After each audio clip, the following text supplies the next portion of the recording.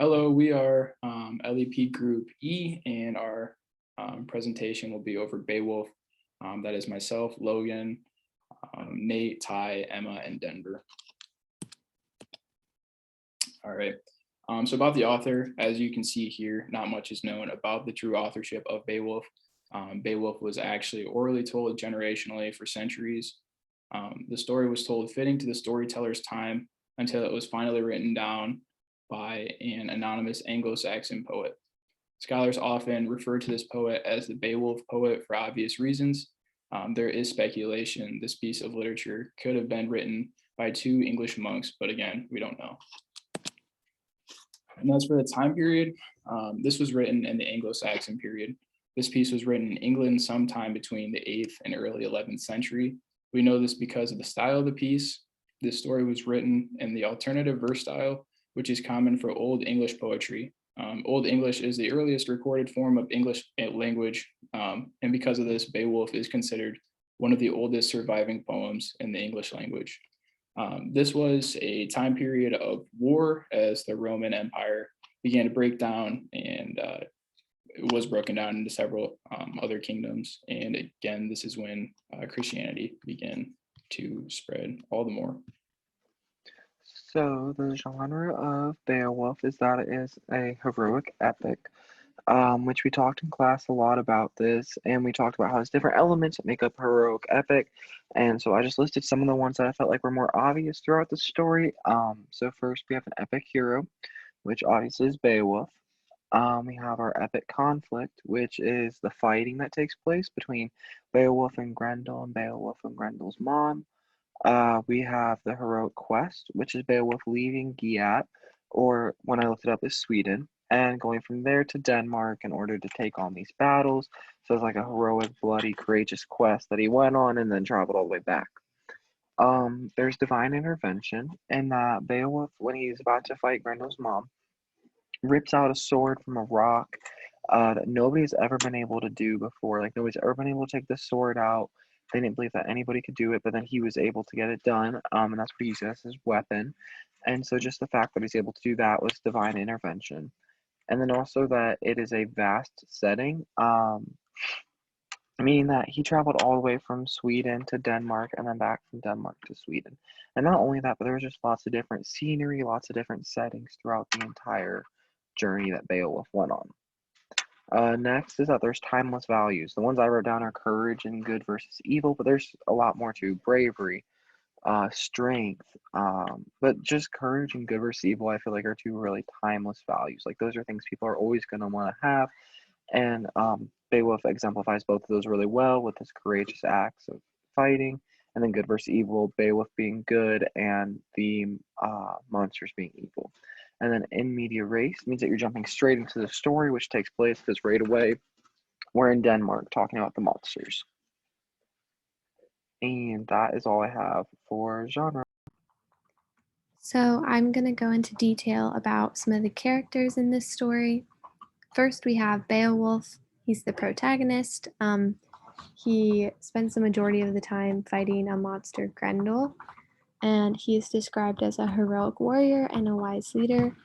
In his youth, he personifies all of the best values of the heroic culture, and in his old age, he proves to be a really wise and effective ruler. Then we have King Hrothgar. He's the Danish king, and he's kind of a father figure to Beowulf, and exemplifies great leadership. He's a model for the kind of king that Beowulf will eventually become. Then we have Grendel. He is a demon from Cain, and he preys on Hrothgar's warriors in the mead hall, which is just where they eat. And then Grendel's mother, she is referred to as a swamp hag, who is motivated by vengeance to terrorize Heorot. Next, we have the dragon. The dragon is an ancient mystical creature that guards treasure in a hidden mound. And Beowulf's fight with the dragon constitutes the end of the epic poem. Next, we have Scyld Scefing. He is a legendary king of the Danes. King Hrothgar descended from him, and He inaugurates a long line of Danish rulers and just embodies the Danish tribe's highest values of heroism and leadership. The epic opens by saying that was one good king. So he set the standards high. Then we have Halfdane, who is father of Hrothgar, Harogar, and Helga. Next, we have Wealhtheow, who is Hrothgar's wife and the Danish queen. She's described as very gracious. Next, we have Unferth, who's a Danish warrior who is jealous of Beowulf because he is unwilling or unable to fight Grendel, which kind of puts him inferiorly to Beowulf. Next, we have Rethric, who is Hrothgar's eldest son and competes with Hrothulf for the throne. And then Hrothulf is Hrothgar's nephew and kind of betrays his cousin, who is a loyal heir to the throne. And lastly, we have Ashir, who is just Hrothgar's advisor. Continuing on, we have Hygelac, who is the king of the Geats, also happens to be Beowulf's uncle and husband to Hygd.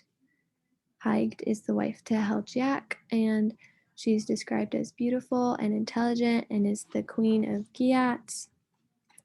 She in the story is contrasted with Queen Modthrith, who is just an evil person. Next, we have Wiglaf, who is a loyal kinsman to Beowulf and helps him fight. He helps Beowulf fight the dragon when all the other warriors run away.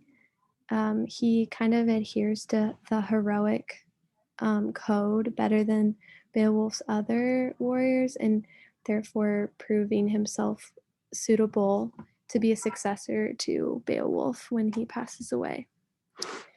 The next person we have is Ecgtheow, who's Beowulf's father, but we don't meet him because he is dead by the time the story begins, but he lives on in a noble reputation that he made for himself during his life and in his son's remembrances.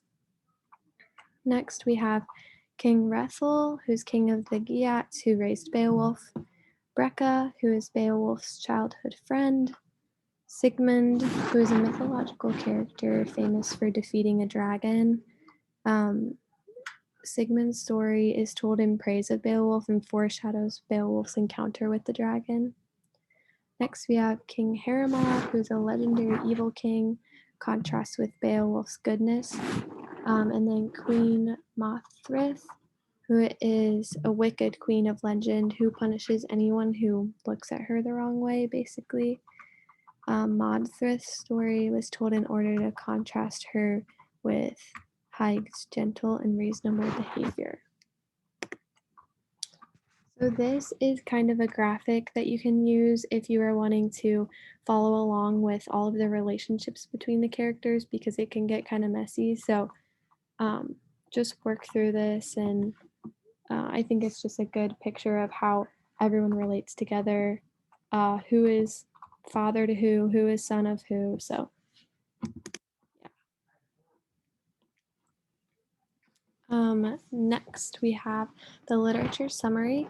So the story of Beowulf basically opens in Denmark, where King Hrothgar's mead hall, Heorot, has been ravaged for 12 years by nightly visits from an evil monster, Grendel, who carries off Hrothgar's warriors and devours them. Unexpectedly, young Beowulf, who is the Prince of the Geats in southern Sweden, arrives with a small band of retainers and offers to cleanse Heorot of its monster. Hrothgar is astonished that Beowulf would offer to do such a thing, but welcomes him in to all of their feasting, and eventually leaves Beowulf in charge. So during that night, Grendel again comes, tears open the heavy doors, and devours one of the sleeping Geats. And he then reaches for Beowulf, whose powerful grip he cannot escape. So Beowulf wrenches himself free and then takes with him Grendel's arm and leaves him really wounded. The next day, everyone is like rejoicing, but at night, again, when they sleep, this time instead of Grendel, we get Grendel's mother, who comes to avenge her son and kills one of Hrothgar's men. In the morning, then Beowulf seeks her out in her cave at the bottom of this swamp and kills her and cuts off her head from her and Grendel and returns to Heorot. And the Danes are rejoicing again, like, this is our warrior. Hrothgar makes a farewell speech as Beowulf is like given all of these honors and princely gifts, and he soon returns home to King Hygelac of the Geats. And so then we see that King Hygelac is quickly the story quickly progresses and he dies in battle. And then Beowulf succeeds the throne and has a peaceful rule of 50 years. But then there is this fire-breathing dragon that ravages the land. And so Beowulf is still a noble warrior, so he goes to fight it, but also he's old at this point. The fight is basically long, really terrible and painful. And his kinsman Wiglaf helps him, and eventually Beowulf kills the dragon, but he is mortally wounded. And this story ends with Beowulf basically, he dies, and all the town is attending his funeral and just like praising the great things that he did. Next is our literary significance. For this, there's really only the first point here. The earliest European vernacular epic was really the only main one I could find. So I found a few other minor ones, but that was the main one. And basically, vernacular means that it's a speech of the common people, and it was also written down. So this story is super old, but it also something that everybody could relate to. It was something that it was written in common language. It was written in it's just kind of everyday things that people would talk about, like the ways they would talk, things that they could relate to, things that they could talk about, things they could go through.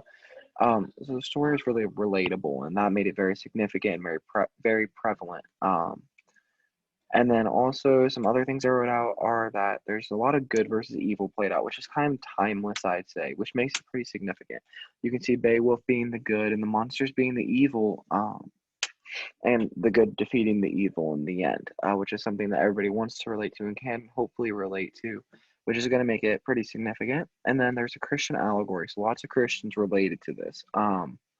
Lots of Christians saw that there was a sacrificial death by Beowulf at the end, which lots of people relate to Jesus and his sacrificial death as well. So this was pretty popular among Christian groups. And then finally, that it is in a lot of movies and plays now. Beowulf is lots of movies and plays are based off of this. Right now, there's been 3 Beowulf movies. I believe the first one was made in 1919, and the most recent one in the early 2000s. So there's been 3 movies just about it, and then also a movie, a Grendel version of the movie. So the story told through the eyes of the monster Grendel. So it's still very prevalent today, very significant today, and kind of a timeless story. And so that is all that I have for the literary significance. Beowulf is a prime example of heroic code. Heroic code is one of the main themes we get from this epic poem. The traits of a warrior with heroic code consists of strength, courage, and loyalty.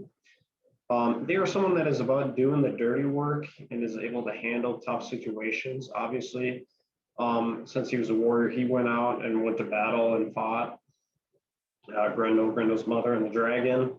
So he really had the toughest job of their land. So that is one of the examples of him showing heroic code. Beowulf is someone who understood his role as the warrior, and he was not the king, but he was a leader in the sense of his army. And for example, when he was given the opportunity to become king, he instead gave the crown to Prince Herod when he was given the opportunity to become the king. This is someone who realizes that it is more important for him to stay in his role, and it is quite selfless of him to go about it that way and not become king and go after the greedy and become incredibly rich or have that royalty. Heroic code consists of someone who is putting other people first other than himself. The next theme we have is death. Now, death is something that is pretty common in most epic poems that people have to realize that it is inevitable. Beowulf enters the story as a hero who has chosen the risk of death in order to achieve fame. As Beowulf fights Grendel's mother at the bottom of the mere, even his friends before him have died. And so this theme kind of just goes about through the entire epic, because you see a lot of death between different kings, even Beowulf's father, Grendel's mother, and the dragon. These are all people who had circumstances that required them to, I don't know, be above the average person. But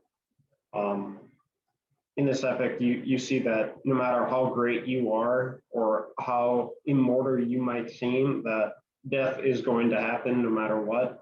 So that is a lot of the times a tough pill to swallow for people who are so brave or who have such high standards or high, I guess, meaning in their life. So death was definitely a tough pill for them to swallow when it did happen or when they did see it. They definitely didn't think that death was going to happen to them. But then again, in the novel, you do see that each person dies, even the dragon and Beowulf towards the end when he gets hit by the dragon's poisonous tooth. The last thing we're going to talk about is loyalty. Loyalty is a pretty major theme in this because on the good side and the evil side, you see people who are loyal to each other. Beowulf is loyal to King Hrothgar because Hrothgar saved his father's life, and he understood his role of a warrior to answer to the king and to do what he was needed to do.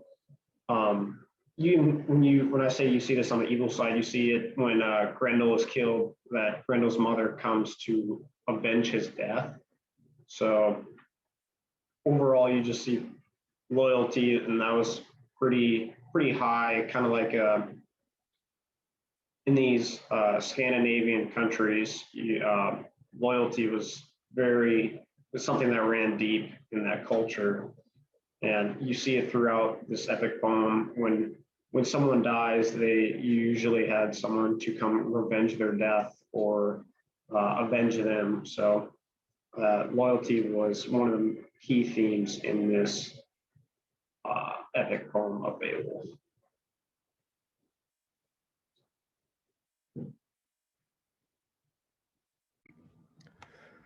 So I had the biblical insight section. The first example of biblical allusion in Beowulf occurs at the beginning when it talks about the origins of Grendel and his mother. So the story of Cain and Abel is in Genesis 4. And according to the narrator, Grendel and his mother are both descendants of Cain, the firstborn son of Adam and Eve. And after murdering his brother Abel in a fit of rage, Cain is cursed by God and is just fated to wander the earth on his own. So this allusion relates Grendel and his mother to the first human to commit violence, marking the pair of monsters as inherently wicked. The second example I have was Beowulf talks a lot about pagan practices, and the verse I found to relate to this was Deuteronomy 18:9 through 14, which talks about abominable practices in the Bible and explains why they're inherently bad and how if there are pagan practices, then you are not serving God Almighty.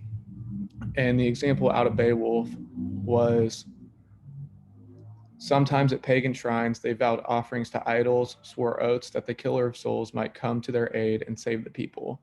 That was their way, their heathenish hope. Deep in their hearts, they remembered hell.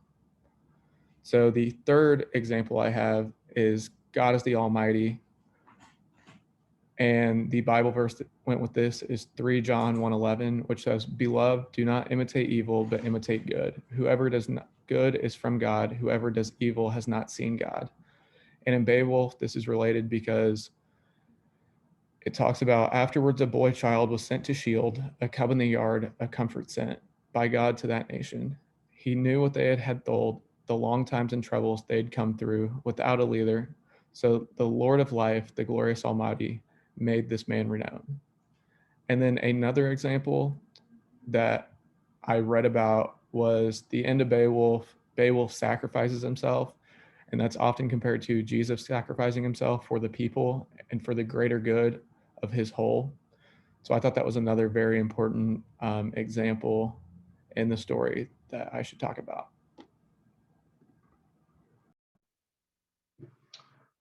Some interesting facts about Beowulf is an Old English poem that consists of 3,182 long lines. It is considered to be one of the most important books in Anglo-Saxon literature. Beowulf is a poem that does not have any authors, or they are anonymous, so no one knows when it came from. It came from between the 7th and 11th century, they think. The only known existing copy of the manuscript is in the British Library in London. And lastly, Beowulf is one of the most translated manuscripts in human history. So many languages and many cultures knew of the story of Beowulf. Thanks.